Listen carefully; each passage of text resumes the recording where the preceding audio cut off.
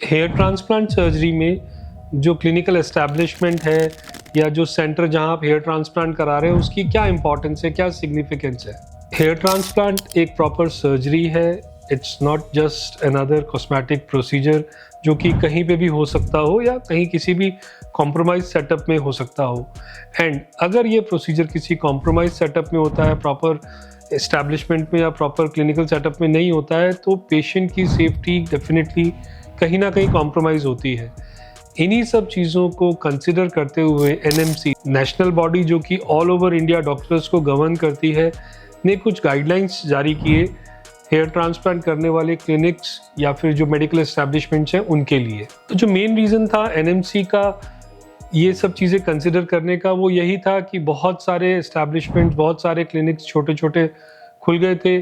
जो कि प्रोटोकॉल्स को फॉलो नहीं करते थे, सर्जिकल प्रोटोकॉल्स को फॉलो नहीं करते थे, जिससे कि पेशेंट की सेफ्टी कॉम्प्रोमाइज़ हो रही थी और कुछ डेथ्स भी उस वजह से हुई। सो एनएमसी ने इन सब चीज़ों को कंसिडर करते हुए एक बहुत अच्छे तरह से गाइडलाइंस इशू किए कि जो हेयर ट्रांसप्लांट सर्जरी हो रही है, जिस क्लिनिकल एस्टैब्लिशमेंट में हो रही है या मेडिकल सेंटर में हो रही है, वहाँ क्या क्या रिक्वायरमेंट्स होनी चाहिए। तो कुछ फैक्टर्स होते हैं। एक बहुत मेजर फैक्टर है कि वो जो क्लिनिकल एस्टैब्लिशमेंट है वो कितना ड्यूरेशन से रन हो रहा है, कितना ड्यूरेशन हो चुका है उस क्लिनिकल एस्टैब्लिशमेंट को, कितना पुराना है वो क्लिनिकल एस्टैब्लिशमेंट।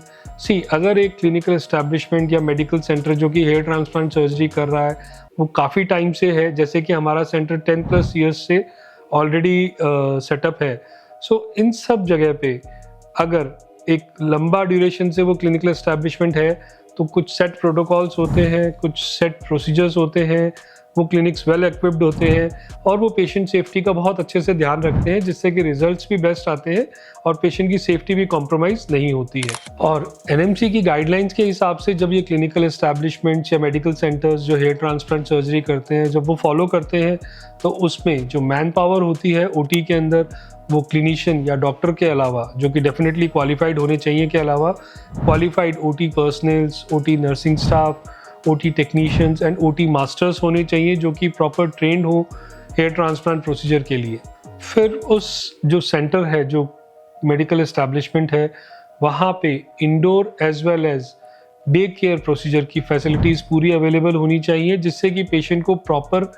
केयर प्रोवाइड की जाए और पेशेंट की सेफ्टी किसी भी तरह से कॉम्प्रोमाइज़ नहीं होनी चाहिए। देन अगर हम ओटी सेटअप की बात करें तो इस तरह के जो क्लिनिकल एस्टैब्लिशमेंट्स होते हैं या मेडिकल सेंटर्स होते हैं उनमें